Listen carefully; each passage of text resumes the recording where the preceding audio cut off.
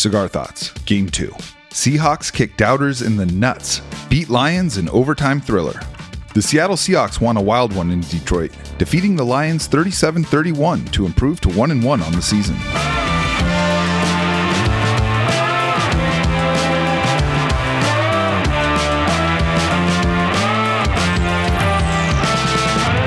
I'm Jacson Bevins, and this is Cigar Thoughts. If the NFL season was a poker game, the hand the Seattle Seahawks were dealt today was a tough one. Not only were they coming off a monumental letdown in the opener, they were traveling for an early road game against a team with tremendous vibes. The Detroit Lions weren't just 1-0, they were coming off a win against the defending champs, riding the highest expectations in decades, and inducting my favorite football player of all time, Barry Sanders, into their Ring of Fame with a statue unveiling. Everything lined up for the Seahawks to fall to 0-2. So of course, they snuck out with a win that was dramatic even by their cardiac standards.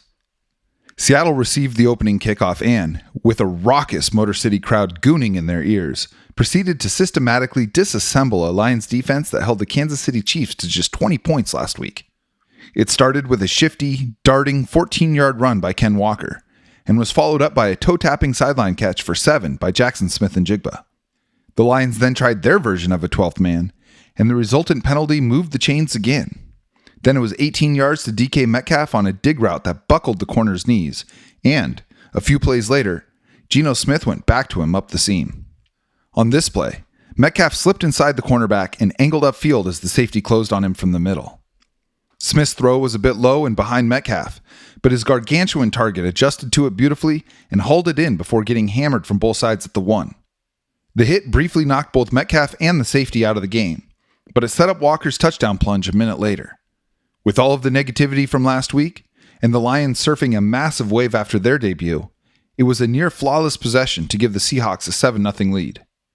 All in all, the drive lasted 12 plays, covering 75 yards, and seeing Smith go 5 for 5 for 58 yards.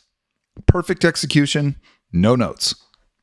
Unfortunately, the Seattle defense also had to play. The Seahawks defenders got back in their patched-up canoe after wrecking it on the rocks against the Rams last week and immediately tipped over. Jared Goff went 4 for 4 on the drive, making easy connections with his receivers devoid of anything resembling pressure from the Hawks' pass rush. Detroit also ran the ball 3 times for 15 yards on the drive, but it was Goff finding Josh Reynolds on a simple post route for a touchdown to tie the game at 7. The Seahawks didn't do much on their next possession, getting 1 first down before punting it back to their hosts. That set up more of the same from Detroit, uncorking a 12-play drive of their own that covered 57 yards with a series of short completions and gashing runs that left Seattle's D hugging air in the open field. They got as far as Seattle's 28, but a 3rd-and-1 run was stuffed by Uchenna Nwosu and Jordan Brooks, Seattle's first real positive defensive play. Lions head coach Dan Gamble left his offense on the field, trusting his to-this-point perfect QB to convert on 4th and 4. Goff dropped back, looked to his right, and fired a bullet to rookie tight end Sam Laporta. Initially, it looked like the latest in a never-ending string of first downs for Detroit, but Seattle's own rookie made his mark. Devin Witherspoon, making his NFL debut, broke on the ball and snaked his hand in to break up the pass and give his team the ball back.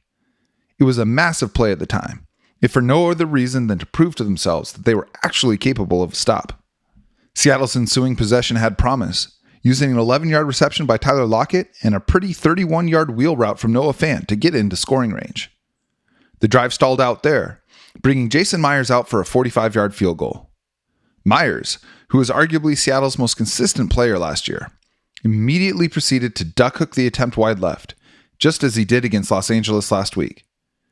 It was a big missed opportunity for a team in desperate need of a momentum shift, and it introduced doubt into the Seahawks kicker's position for the first time in a long while. The Lions didn't waste a moment in making the Seahawks pay. David Montgomery and Jahmyr Gibbs ran it thrice for 2 first downs, while Amon-Ra St. Brown and Reynolds added catches of 8 and 20 yards respectively. That's when Detroit OC Ben Johnson seized his opportunity. On first down, Goff handed the ball off to Montgomery, who took a step forward before turning and pitching it back to his quarterback. Witherspoon, eager to go make a play, got caught with his eyes in the backfield, and by the time Goff got the ball back, Khalif Raymond was 4 steps behind him en route to an easy touchdown. 14-7 Lions, and the Seahawks had some wounds to lick. Seattle would get a first down on their next possession thanks to a 9-yard grab by Lockett and a beautiful 16-yard reception from Smith and Jigba. It was the perfect encapsulation of why the Seahawks made Jacson the first wide receiver drafted this year. On third down, Geno dropped back and found no one open, slipping pressure in the pocket and stepping out to his right. By then, Smith and Jigba had lost his defender in the wash and mirrored his QB's movements to get open for the first down. It was a Doug Baldwin-esque savior route, and hopefully a glimpse into what lies ahead. Seattle would eventually get to Detroit's 43, forcing a 4-3 and presenting Pete Carroll an opportunity to shed his maddeningly conservative history and embrace a bright new future of trusting both his offense and the analytics. Instead, they tried a half-hearted hard count and punted it away like cowards. Disappointing. Michael Dickson hit a beautiful punt that preseason hero Jake Bobo downed at the 5, and Carroll's decision to chicken out was bailed out when Gibbs dropped what should have been a huge gain. Instead, the Lions had to kick it back to Seattle, and the Seahawks had one last chance to score before the break. It was an effective possession from a yards gain standpoint, as Smith found Zach Charbonnet for 5, Lockett for 7, Fant for 4, and Lockett again for 10. Unfortunately, not a single one of those players could get out of bounds, and Seattle was forced to send Myers out for a 56-yard attempt. It was an opportunity for their beleaguered kicker to rebuild his confidence, but Myers tugged this one left again, and the Seahawks were 1 second away from heading to the locker room holding a bouquet of missed opportunities. The Lions ran one last play, completing a huge pass to St. Brown for 39, but Trey Brown ripped the ball away, and Julian Love scooped it up to end the half with the home team leading 14-7. Even though Seattle was down by a touchdown and had blown a handful of chances to have a lead, I was feeling strangely okay. The offense looked so much better than it did last week, and the defense seemed to be finding their feet a bit. Detroit started the third quarter with the ball, but apparently had no interest in keeping it. For the second straight play, they coughed it up, this time when Nwosu blew through the tight end tasked with blocking him and yanked the ball out of Montgomery's hands. The pigskin was pounced upon by Jaron Reed, which set the offense up just outside of the red zone. That's when offensive coordinator Shane Waldron got freaky, lining up 2 of his tight ends in the backfield and keeping his third one in line. Smith dropped back, and with his tight ends running silly little routes everywhere, found a wide-open friend of the show, Colby Parkinson, for 20 yards to the Detroit 3. That big play was followed up by Walker's second TD run of the afternoon, and this game was suddenly tied at 14. The Lions' offense apparently had enough of the bullshit and started slicing flesh off a suddenly confident Seahawks defense. It took them 9 plays to go 75 yards, punctuating a no-nonsense drive with a 4-yard Montgomery touchdown plunge. Just when it looked like things were swinging in Seattle's favor, Detroit was back up by 7. Still, the Seahawks remained resilient and cobbled together yet another extended possession. This one lasted 12 plays and included 2 completions to Metcalf, notable because of his previous injury absence. Walker added 2 long runs to help Seattle get inside the 10 before a fumbled snap and consecutive incompletions forced them to settle for yet another field goal attempt. This one was too close to miss, and Myers banged it through to make the score 21-17. The goal line adjacent stop gave Detroit a chance to gain some much-needed separation, but they were unable to convert, as Campbell decided to go for it on 4th down from his own 45 after Bobby Wagner stoned Gibbs up the middle on 3rd and short. On the play, rookie Derek Hall beat his man off the edge and forced a throw over the middle to Reynolds, who was shadowed by Witherspoon. Seattle's number 5 overall pick actually got his head around quicker than the receiver, and as he did so, got his feet tangled up with Reynolds. The refs accurately deemed the contact incidental, and Seattle took over in plus territory with a chance to take the lead. And this time, they delivered. After a false start, Geno dumped it off to Charbonnet for 9, then hit Will Dissly on a little slip route for 13 more. Smith and Jigba got 6 on the next play, and Charbonnet gained 5 more up the middle after that. That put Seattle in the red zone, but a horrific intentional grounding call against Smith on a miscommunication with Lockett made it 2nd and 20. Smith responded by scrambling for 15 on the next play, and after an illegal formation penalty, found Lockett for 12 and a first down on a simple out route. Charbonnet rammed it down to the 3, then Smith calmly faked play action and lobbed it into the end zone to a crossing Lockett for Seattle's first advantage since the opening possession. Now, the question was whether the Seahawks could protect the lead. Instead, they did us one better. After Detroit ground out a first down, Seattle's mounting pressure forced a Goff throw behind his receiver and into the waiting arms of Trey Brown, who corralled the pass and sprinted 40 unfettered yards to a 31-21 lead. With Seattle up 10 and just over 8 minutes left, all they needed was one more stop. The Lions had other ideas. They used a massive 10-play possession to go 75 yards, with Goff nailing Reynolds over the middle from 4 yards out to make it 31-28 with 3 minutes to go. The Lions still had all 3 timeouts and the 2-minute warning left, meaning the Seahawks would need to get 2 first downs to ice the victory. Normally, this would call for some at least exploratory runs to work the clock and potentially move the sticks, but the Seahawks came out throwing instead. It went about as poorly as you can imagine, short of a turnover. They didn't hand the ball off once, instead drawing up 4 pass plays, including an offensive PI call against Parkinson. The abomination of a drive ended when Smith inexplicably ran into a 17-yard sack on his own 5-yard line, and Seattle had to punt out of their own end zone. That gave the Lions enough time to march down the Seahawks 20 and kick a game-tying field goal as the clock expired. I suppose it's what this game deserved. A rowdy affair devoid of reason, hurtling through the football universe guided by neither physics nor principle. The team sent out their champions for the coin toss, with Carroll keeping his tradition of using his backup QB to call it. This time, Drew Lock chose wisely, shouting tails and being rewarded when the quarter hit the turf. That gave the ball to Geno and co. with a chance to slam the door. The anatomy of a game-winning drive. Starting on his own 25, with a chance to get the Seahawks season upright again, Smith went to work with the same sort of precise execution we've grown accustomed to from him. On first down, he navigated a moving pocket until Fant settled down in the middle of the field. Smith's throw hit him between the numbers for 17, and after his next pass was batted down at the line, he hit Fant again for 4 more. That made it 3rd and 6, meaning a great player was going to need to make a great play. And that's exactly what DK Metcalf did. Lining up on the right side of the formation, Seattle's F-14 exploded off the line, pushing the defender upfield before breaking inside and cradling a perfectly placed spiral from Geno for 16. A massive play and a major moment. Then it was DJ Dallas up the middle for 3, followed by Parkinson down the left sideline for 21 more. That put Seattle on Detroit's 14, in easy field goal range, but 3 points probably wouldn't have been enough. To Seattle's credit, that's exactly how they played it.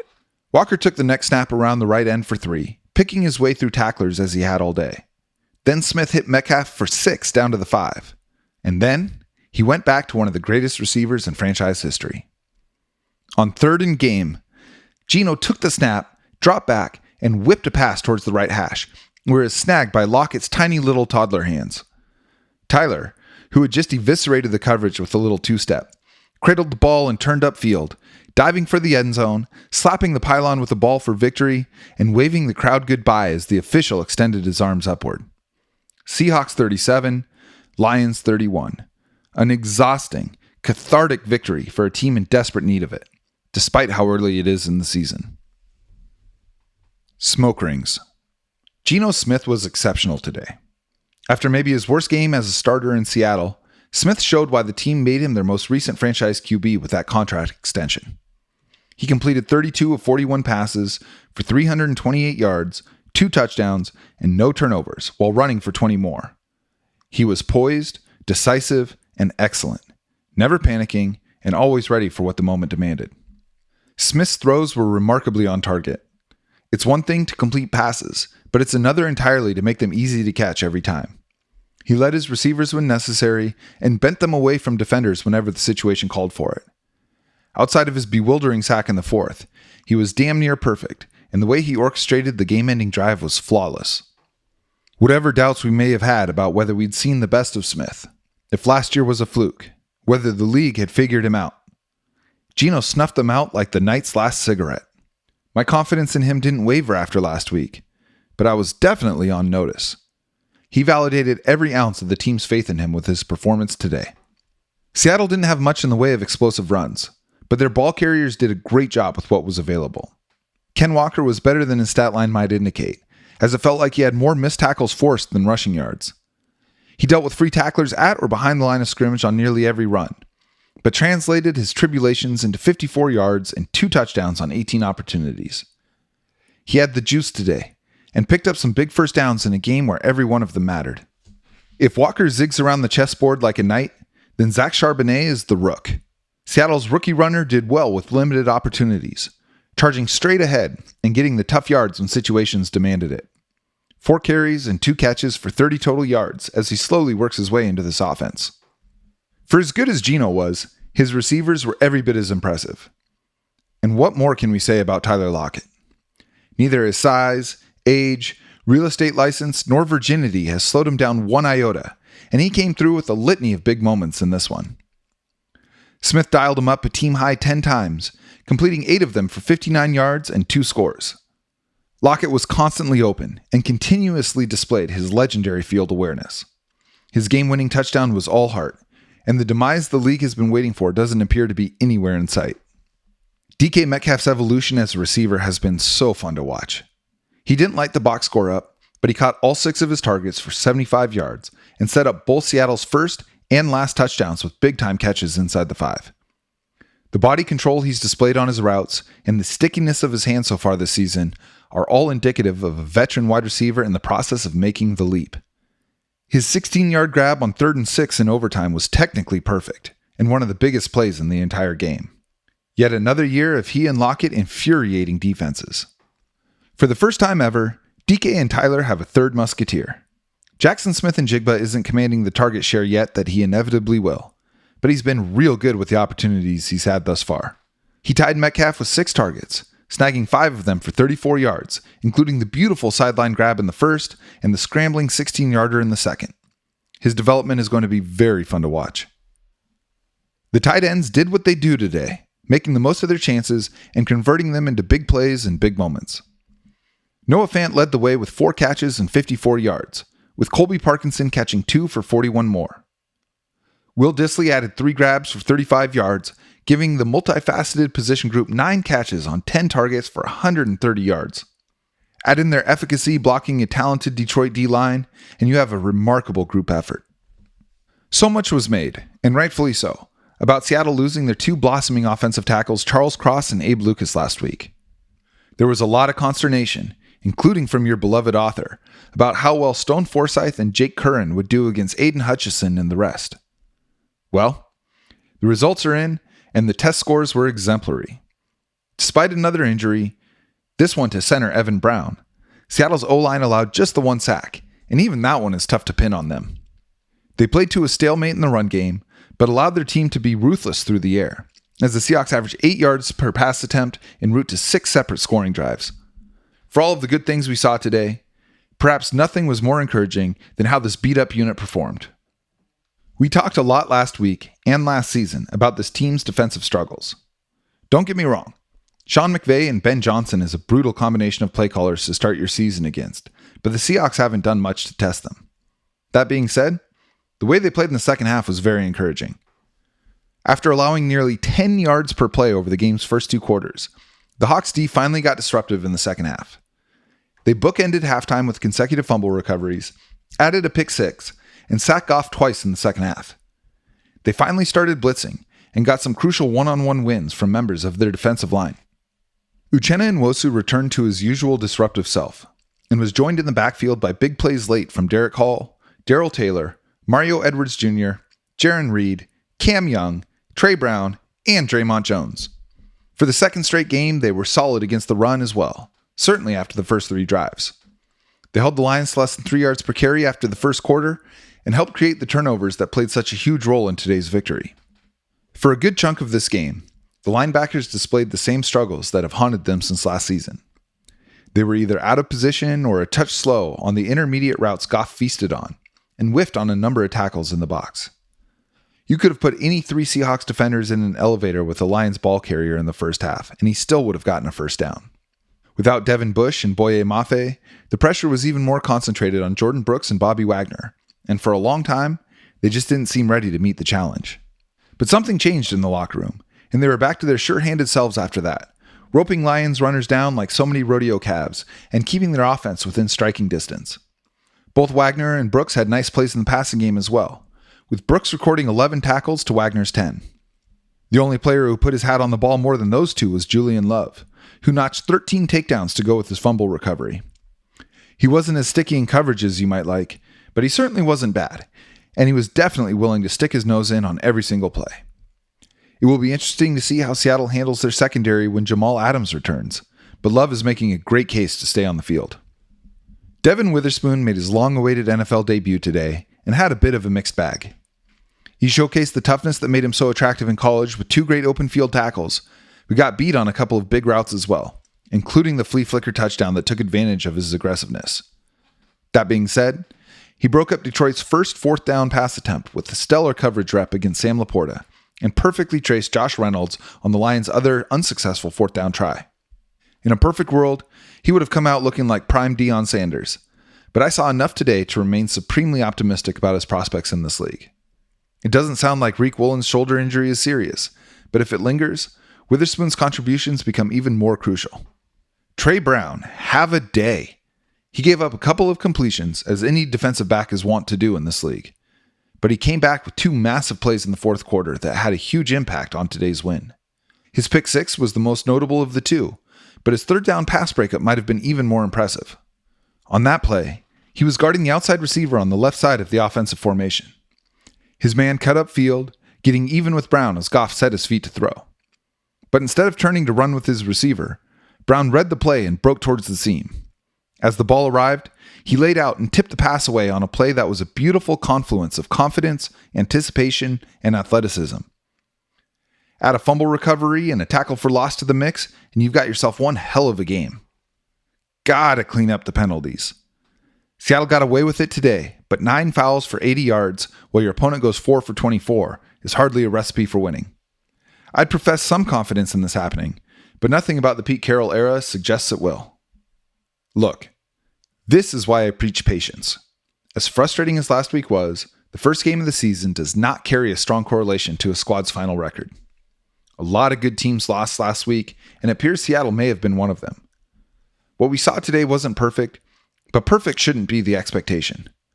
What I really care about is resilience, adjustments, and performance in high-leverage situations.